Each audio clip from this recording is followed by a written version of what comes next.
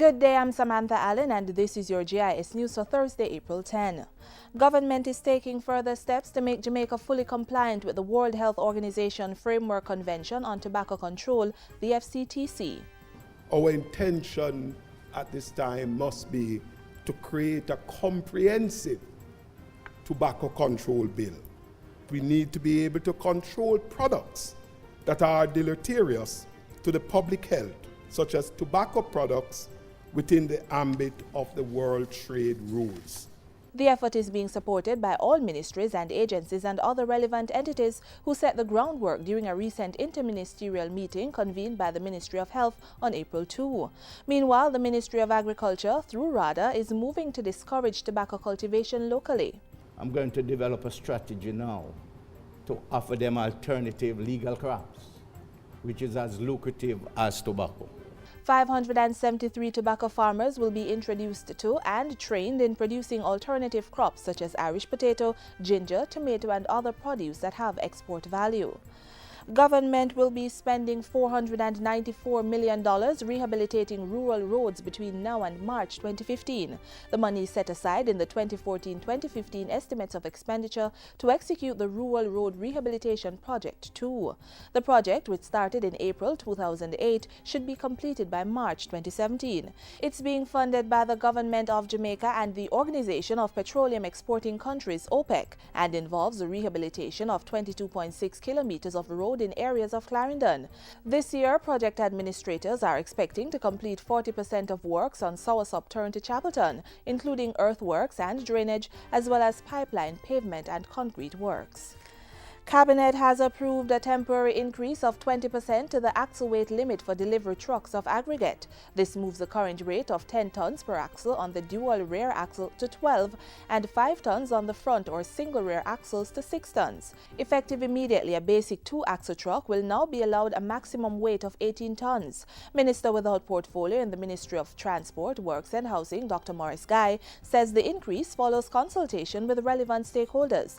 It's to provide an ease to the trucking industry in light of an uneven distribution of weight scales across the island.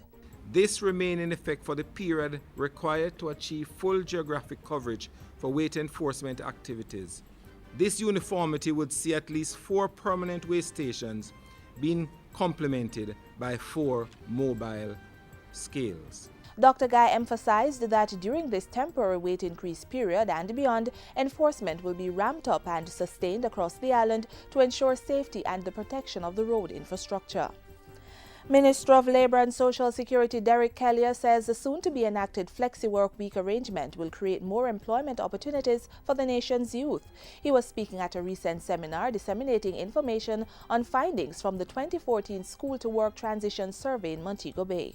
The soon-to-be introduced FLEXI-WEEK arrangements is going to be an important policy building block going forward. It will empower us to do more with the time available to us and to do it more efficiently and productively. Members of the Jamaican diaspora have been working with the government to complete the Diaspora Policy, which will complement the national policy on international migration and development. State Minister in the Ministry of Foreign Affairs and Foreign Trade, Arnaldo Brown, says so far the feedback has been positive. We circulated the draft to the various stakeholders across the UK, the US, Canada, and they have sent back their comments in writing. Those comments have been incorporated in the document. Work is also progressing on the Jamaica Diaspora database. What we are doing now is really designing of the instrument. It's going to be an online survey, creation of the website. There is a mock-up that has already been done, and we hope to finalize those. The database is expected to be fully completed in time for the 6th Biennial Jamaica Diaspora Conference in June 2015. And finally, Prime Minister Portia Simpson Miller is urging parents, communities and schools to ensure children are protected and educated. Parents need to see to the attendance of their children to school and to ensure, even if they themselves cannot read, but take the child, sit the child down and say, no, you do your homework. And sometimes to check with the teachers to see how that child is progressing.